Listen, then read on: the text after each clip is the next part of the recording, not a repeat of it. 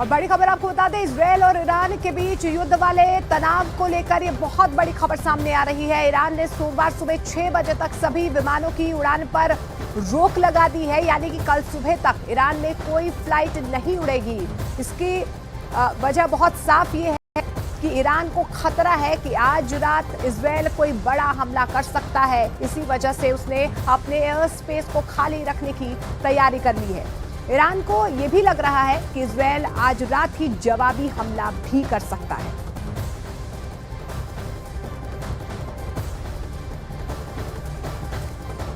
लेकिन इस बीच सवाल यह है कि क्या इजरायल आज रात ही हमला करने जा रहा है, और अगर इजरायल हमला करता है तो ईरान में वो किस जगह अटैक करेगा।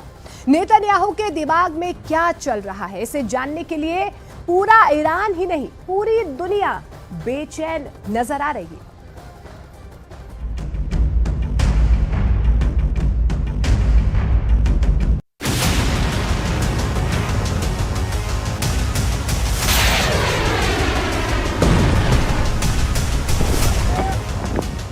ईरान की एक एक मिसाइल का बदला लेना चाहते हैं नेतन्याहू।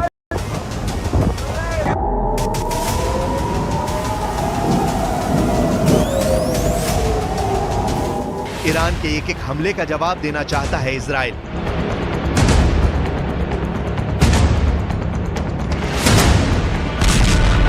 ईरान के मिसाइल अटैक ने इजराइल के आक्रामक छवि वाले रौब को तार-तार कर दिया है। यही वजह है कि अब इजराइल हमले के लिए बेकरार है। यही वजह है कि इजराइल से एक फोटो आई है जिससे सबसे बड़े युद्ध का ऐलान माना जा रहा है। यह है इजराइल के आर्मी चीफ हर्जी हालेवी और साथ बैठे हैं अमेरिका के सेंट्रल कमांड के प्रमुख general Michael Kurilla. General Kurilla की मीटिंग का मतलब साफ है, ईरान पर हमले की तारीख फिक्स हो गई है। ईरान पर हमले का टारगेट फिक्स हो गया है। ईरान पर हमला कैसे होगा यह भी पक्का हो गया है। इजराइल में हो रही हरकत के बाद ईरान में टेंशन बढ़ गई है, इसमें कोई शक नहीं। इसलिए ईरान के सुप्रीम लीडर अली खामनेई भी वार्निंग दे चुके हैं कि इजराइल की दूसरी गलती उसका आखिरी ब्लंडर होगा। ईरान पर हमले के लिए इजराइल की एयरफोर्स और खुफिया एजेंसी मोसाद पूरी तरह एक्टिव है, यानी ईरान पर हमला होगा और जबरदस्त होगा। लेबनान में भी इसी बात की चर्चा चल रही है कि इजराइल बहुत जल्द ईरान पर हमला करने वाला है।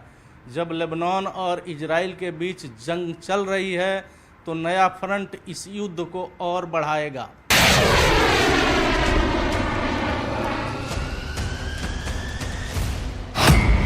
पहला सवाल है कि ईरान पर इजराइल कब हमला करेगा। यह हमला दिन में होगा या फिर रात में किया जाएगा। दूसरा सवाल है कि इजराइल ईरान पर कहां हमला करेगा। तीसरा सवाल है कि इजराइल के टारगेट पर कौन कौन है।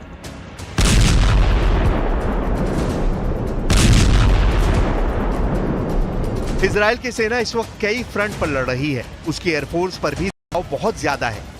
ईरान के मिसाइल अटैक के बाद इजराइल को फैसला करना है कि उसका जवाबी हमला किस लेवल पर किया जाएगा, किस तरह के टारगेट वो चुनेगा। मुमकिन है कि अब तक सब टारगेट फाइनल भी कर लिए गए हों। इजराइल के टारगेट पर ईरान के बहुत ही खास ठिकाने हैं। इसमें ईरान के परमाणु रिएक्टर सबसे पहले नंबर पर हैं, क्योंकि उसे खतरा है कि ईरान एटम बम बनाने वाला है।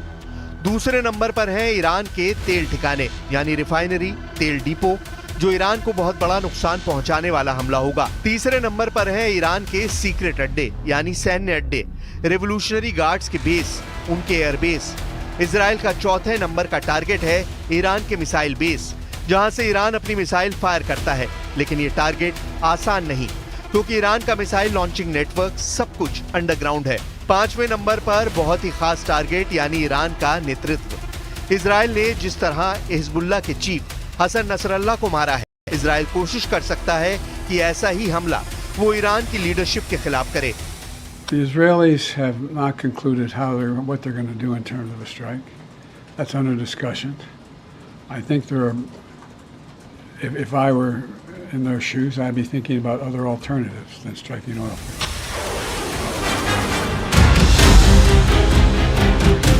इजराइल किस हथियार का इस्तेमाल करेगा? क्या यह हवाई हमला होगा या फिर ऐसा खुफिया ऑपरेशन जिसे मोसाद अंजाम देगा? अभी इजराइल में यही सबसे बड़ा मुद्दा बना हुआ है। ईरान का कौन सा हथियार ईरान के खिलाफ इस्तेमाल होगा?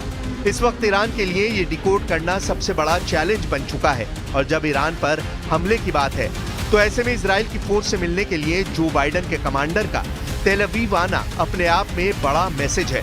अमेरिका के जनरल और इजराइल के जनरल दोनों की मीटिंग साबित करती है कि इजराइल और अमेरिका अब बहुत तालमेल के साथ लड़ रहे हैं और उनका इस तरह साथ आना युद्ध के दायरे को बढ़ा देगा। इजराइल के आर्मी चीफ से मिलकर अमेरिका के सेंट्रल कमांड के प्रमुख जनरल माइकल कोरेला ने जो फैसले किए हैं उसे ईरान में बड़ी साजिश के तौर पर देखा जा रहा है। ईरान का दावा है कि गाजा से लेकर लेबनान तक अमेरिका इजराइल के साथ मिला हुआ है। ईरान का दावा है कि अगर अमेरिका ने इजराइल के हमले में मदद की तो वो खाड़ी में उसके ठिकानों पर मिसाइलों की बरसात कर देगा। इसलिए ये ऐसे युद्ध की चिंगारी है जो पूरी दुनिया को जला सकती है। ये बात पुतिन भी जानते हैं और बाइडेन भी। इस युद्ध के शुरू होने से पहले कई एक्टर शामिल हो चुके हैं। एक तरफ ईरान बनाम इजराइल है तो दूसरी तरफ बाकी एक्टर्स में अमेरिका है, रूस है, सऊदी अरब है, लेबनान है, इराक है, सीरिया है, यमन है। तुर्की भी इस युद्ध से अछूता नहीं रहेगा। अजरबैजान, आर्मीनिया भी इस युद्ध में खिंचे चले आएंगे। युद्ध शुरू हुआ तो नेटो को भी एक्शन में आना पड़ेगा और चीन को नजरअंदाज कर सकता है। लेकिन युद्ध को काबू करने के बजाय इस वक्त ईरान और इजराइल में ऐसी मीटिंग हो रही है जो सिर्फ और सिर्फ युद्ध को और तेज करेगी।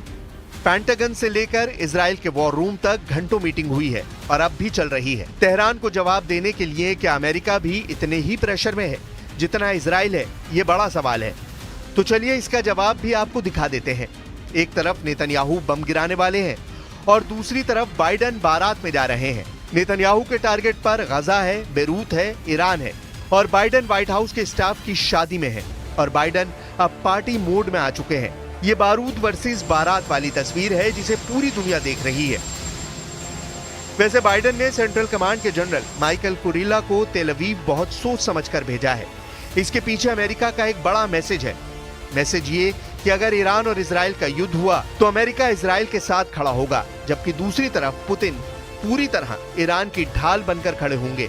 या कहें कि ईरान और इजराइल युद्ध अमेरिका बनाम रूस की जंग बन जाएगी। खबर यह भी है कि ईरान को रूस से S-400 एयर डिफेंस सिस्टम मिल चुके हैं। सवाल है कि क्या ये खास इजराइल को रोकने के लिए सप्लाई किए गए हैं। रूस की तरह ईरान भी दुनिया में एक मल्टीपोलर यानी बहुध्रुवीय सिस्टम चाहता है। यानी अमेरिका की दादागिरी नहीं चलेगी, ये रूस और ईरान दोनों बताना चाहते हैं। तेहरान में हमास प्रमुख इस्माइल हानिया और लेबनान में हिजबुल्लाह चीफ हसन नसरुल्लाह की हत्या के बाद पुतिन ने अपने सबसे शीर्ष प्रतिनिधि ईरान भेज चुके हैं। ये नेतन्याहू को भी बड़ा पैगाम है और बाइडन को भी बहुत खतरनाक मैसेज है। इजराइल अब कैसे वार करेगा और ईरान फिर कैसे जवाब देगा। इस दशक में दुनिया के लिए सबसे खतरनाक वक्त आ चुका है। 2022 रूस ने यूक्रेन पर हमला करके पूरे यूरोप को डरा दिया, अमेरिका तक घबरा गया। 2023 हमास ने इजराइल पर हमला करके पश्चिम एशिया का सबसे खतरनाक युद्ध छेड़ दिया। लेकिन 2024 सवाल है कि क्या ईरान और इजराइल का युद्ध हुआ तो वर्ल्ड वॉर शुरू हो जाएगी। यानी 2022 में तो दुनिया वर्ल्ड वॉर से बच गई। 2023 में भी गाजा युद्ध के बाद विश्व युद्ध नहीं हुआ। ऐसे में क्या 2024 सभी जंगों का बॉइलिंग पॉइंट बनेगा और ईरान इजराइल युद्ध के साथ विश्व युद्ध भी शुरू हो जाएगा। مشورت‌های خیلی خوبی بین ما صورت گرفت. ابتکاراتی الان وجود داره توسط برخی از کشورهای منطقه و برخی از کشورهای فرامنطقه. ما به مشورت‌های خودمون با اون کشورها ادامه خواهیم داد. عملی یک عکس‌العملی خواهد بود از سوی ایران به صورت متناسب و مشابه. ईरान के मिसाइल पावर से इजराइल बहुत ज्यादा घबराया हुआ है। ये बात बाइडन और पुतिन दोनों जानते हैं। ईरान ने जिस तरह से इजराइल पर हमला किया उसे तीसरे विश्व युद्ध की दस्तक के तौर पर देखा जा रहा है। ईरान की नई मिसाइल खैबर शिकन, फतेह और खुर्रम शहर 4 पर इजराइल का पूरा फोकस है। ये टेक्नोलॉजी के मामले में ईरान की बहुत ही खतरनाक मिसाइल मानी जाती है। इनमें से खुर्रम शहर 4 की रेंज 2000 किलोमीटर है और ये 1500 किलो तक का वॉरहेड ले जा सकती है। इसलिए ईरान का जवाब भी फौरन आएगा और दोगुनी ताकत से आएगा। अब देखना है कि अगले 24 घंटों में ईरान और इजराइल के बीच क्या होता है। दोनों की तैयारी पूरी है। हालांकि अगला एक्शन क्या होगा इसका पूरा कंट्रोल इजराइल के पास है।